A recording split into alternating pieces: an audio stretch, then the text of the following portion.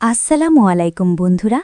ভাবুন তো, নিজের বাড়ির মানুষদের সামনে দাঁড়িয়েও যদি কেউ আপনাকে চিনতেই না পারে, আর সেই সুযোগে যদি আপনি এমন কিছু করে দেখান যা পুরো পাড়াকে চমকে দেয়, তাহলে কেমন হবে?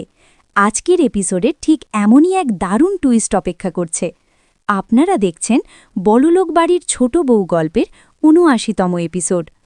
ভিডিওর শুরুতেই দেখা যায় অর্জুনের পিসি বিরক্ত হয়ে বলে, ছোট বউয়ের মতো যদি বাড়ির অন্য বউলাও মায়ের বাড়ি যাওয়ার জন্য জেদ ধরে, তখন কি হবে? তিনি শাশুড়ি মাকে দোষারোপ করেন, বলছেন বউদের মাথায় তুলে রাখা হচ্ছে। এদিকে মেজ বউ শান্তভাবে জবাব দেয়, তার বয়স হয়েছে, কিন্তু তাদের তো এখনও বয়স কম, তাই তুলনা করা ঠিক নয়। এই কথা শুনে পিসি আরও রেগে যায় এবং বলে, আজকাল সবার মুখই খুব চলছে। পরিস্থিতি সামাল দিতে ছোট বৌদি পিসিমাকে ঘরে গিয়ে বিশ্রাম নিতে বলে এবং জানায় খাবার তৈরি হলে ঘরেই পৌঁছে দেওয়া হবে। এতে পিসিমা অবাক হলেও পায়ে ব্যথার কথা শুনে শেষমেশ রাজি হয়ে সেখান থেকে চলে যায়।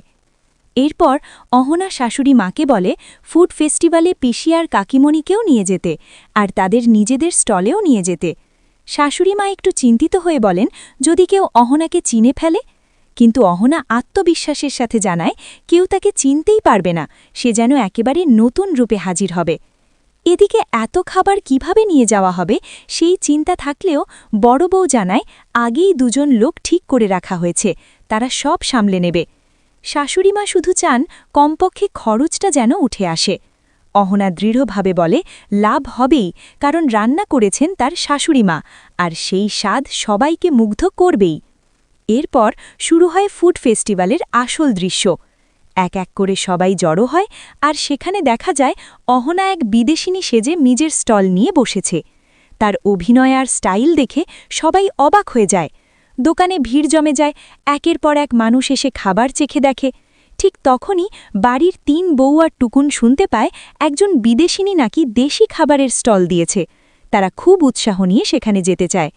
কিন্তু অর্জুনের পিসি প্রথমে রাজি হয় না, তাদের বাড়ির কেউ এসব অনুষ্ঠানে যায় না। তবে অর্জুনের মা আর কাকিমণির অনুরোধে শেষ পর্যন্ত সে রাজি হয় যেতে, যদিও বউদের নিতে চায় না। কিন্তু শেষ পর্যন্ত সবাই মিলে ফুড ফেস্টিভ্যালে রওনা দেয়। এদিকে অহনা ক্রেতাদের সঙ্গে একদম বিদেশিনীর মতো করে কথা বলে, ইংরেজিতে কথা বলে, মাঝে মাঝে হিন্দিও ব্যবহার করে। তার এই অভিনয় দেখে সবাই মুগ্ধ হয় এবং আরও বেশি ভিড় জমায়। হঠাৎ অহনা দেখে তার নিজের বাড়ির লোকজন চলে এসেছে। তখন সে দ্রুত চশমা পরে নিজের ছদ্মবেশ আরও শক্ত করে ফেলে। বাড়ির সবাই এসে তার স্টলে দাঁড়ায়, কিন্তু কেউই তাকে চিনতে পারে না। অহনা ইংরেজিতে কথা বললে তারা বুঝতে পারে না। তখন সে হিন্দিতে কথা বলে সাহায্য চায়। বাড়ির বউরা তার সাহায্য করতে এগিয়ে আসে। অহনা তাদের বলে নিজেরা খাবার নিয়ে নিতে, এতে তার সুবিধা হবে। টুকুন মজার ছলে বলে তারা যদি বেশি নিয়ে নেয় তাহলে তো লোকসান হবে। অহনা হেসে জবাব দেয় সে তাদের বিশ্বাস করে, তারা এমন করবে না। এরপর সবাই খাবার খেয়ে প্রশংসায় ভরে দেয়, খাবারের স্বাদ অসাধারণ। অর্জুনের কাকিমণি তার নাম জানতে চাইলে অহনা বলে তার নাম জিনি, আর জানায় তার স্বামী আর শ্বশুরবাড়ির সবাই তাকে খুব ভালোবাসে।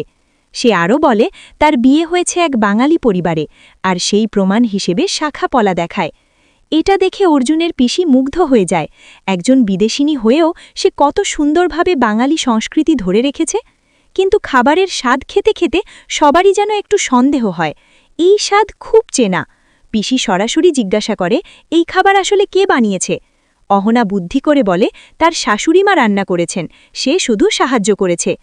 এদিকে মেলার আয়োজকরাও অবাক, নিজের বাড়ির মানুষই ছোট বউকে চিনতে পারছে না, আর তার স্টলেই সবচেয়ে বেশি বিক্রি হচ্ছে, পুরস্কার পাওয়ার সম্ভাবনাও সবচেয়ে বেশি। শেষে অহনা সবাইকে পিঠা খেতে দেয়। পিঠার স্বাদ খেয়ে পিসি আবার সন্দেহ করে, এটা তো একদম বৌদির হাতের মতো। তখন আবার প্রশ্ন করা হলে অহনা বলে এবার পিঠা সে নিজেই বানিয়েছে। এরপর টুকুন সবাইকে অন্য দোকানে যাওয়ার কথা বললেও তার মা বলে এখানেই তো এত ভালো লাগছে, আরেকটা অর্ডার দেওয়া হোক। সবাই আনন্দে খেতে থাকে, আর এভাবেই শেষ হয় আজকের দারুণ এক মজার ও টান এপিসোড। ভিডিওটি ভালো লাগলে অবশ্যই একটি লাইক দিন, কমেন্ট করে আপনার মতামত জানান এবং বন্ধুদের সাথে শেয়ার করতে ভুলবেন না। পরবর্তী এপিসোড সবার আগে পেতে এখনই আমাদের চ্যানেলটি সাবস্ক্রাইব করে রাখুন। ধন্যবাদ।